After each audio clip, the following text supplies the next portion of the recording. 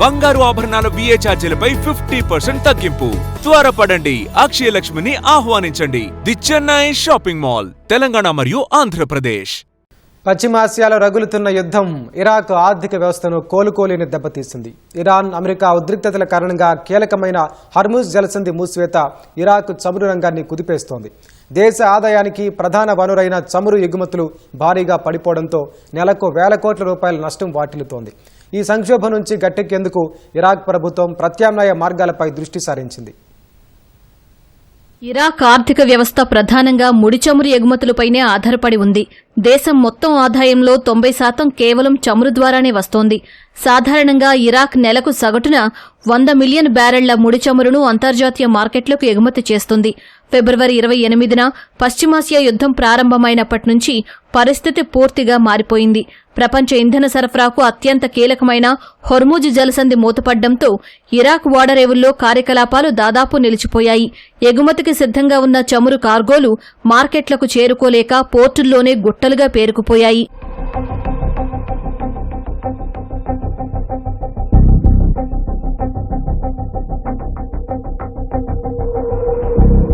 Hormuz జలసంధి మూసివేతతో Iraq భారీ ఆర్థిక నష్టాలను మూటగట్టుకుంటోంది. ఆర్థిక నిపుణుల లెక్కల ప్రకారం ఇరాక్లో చమురు ఉత్పత్తి ఏకంగా 75% పడిపోయింది. ఇక ఎగుమతులైతే సుమారు 85% మేర క్షీణించాయి.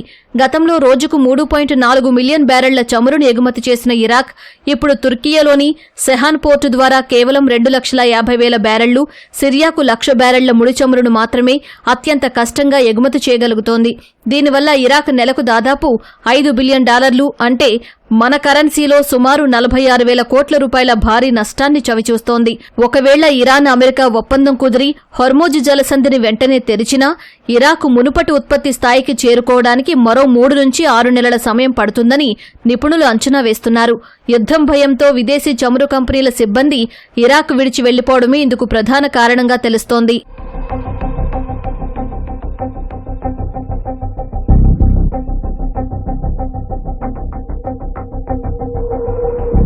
హొర్ముజ్ జలసంధి మూసివేతతో ఏర్పడిన ఆర్థిక నష్టాలను తగ్గించుకునేందుకు ఇరాక్ ప్రభుత్వం ప్రత్యామ్నాయ ఎగుమతి మార్గాలపై దృష్టి సారించింది.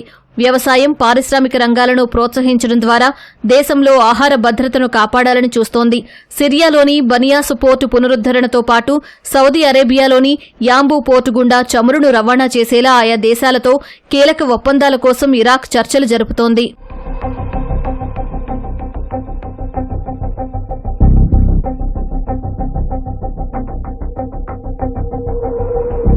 అమెరికా, ఇరాన్ మధ్య నెలకొన్న ఈ ప్రతిష్టంభన ఇరాక్ పాలిట శాపంగా మారింది.